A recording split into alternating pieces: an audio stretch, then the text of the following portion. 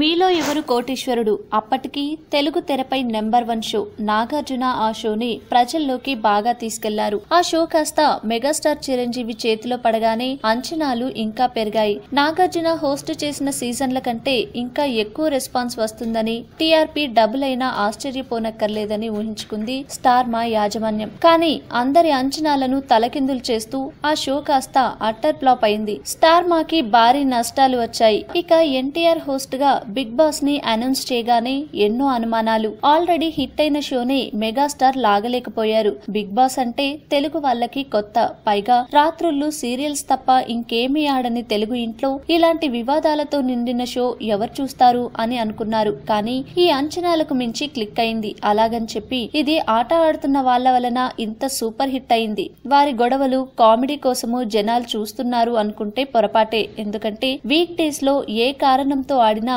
Weekend మాత్రం ఎన్టీఆర్ కోసమే చూస్తున్నారు. మీకెలా తెలుసు అంటే సాక్ష్యాలున్నాయి. బిగ్ బాస్ షో మొదలవడానికి ముందు వారం స్టార్ మా BARC పాయింట్లు 567 కాగా బిగ్ బాస్ మొదటి వారంలో ఈ పాయింట్ల సంఖ్య 732కి చేరుకుంది. ఆ వారంలో అన్ని ప్రముఖ తెలుగు ఛానళ్లు కలిపి 252 సాధిస్తే అందులో ఒక్క స్టార్ మా సాధించినవి 168 పాయింట్లు కావడం విశేషం. ఆ వారం మొత్తంలో సగటున 10.4 TVR పాయింట్స్ సాధించింది బిగ్ బాస్. అందులో తారక్ లేని వీక్ ఎపిసోడ్లు 6.93 TVR సాధించగా తారక్ ఉన్న వీకెండ్ ఎపిసోడ్ ఆదివారం ఏకంగా 16.18 TVR సాధించింది. ఇది తెలుగు టీవీ చరిత్రలో ఓ రికార్డు. ఇంతవరకు ఏ షోకి సంబంధించిన ఏ ఎపిసోడ్ కి కూడా ఇంతగా రేటింగ్ రాలేదు. దెబ్బకి స్టార్ మా తెలుగు ఛానళ్లలో నెంబర్ 1 స్థానానికి చేరుకుంది. అలాగే ఇండియా మొత్తంలో 5వ ర్యాంకు సాధించింది. చిరంజీవి హోస్ట్ చేసిన మీలో ఎవరు కోటీశ్వరుడు సీజన్ మొదటి వారం కేవలం 5.24 TVR సాధించగా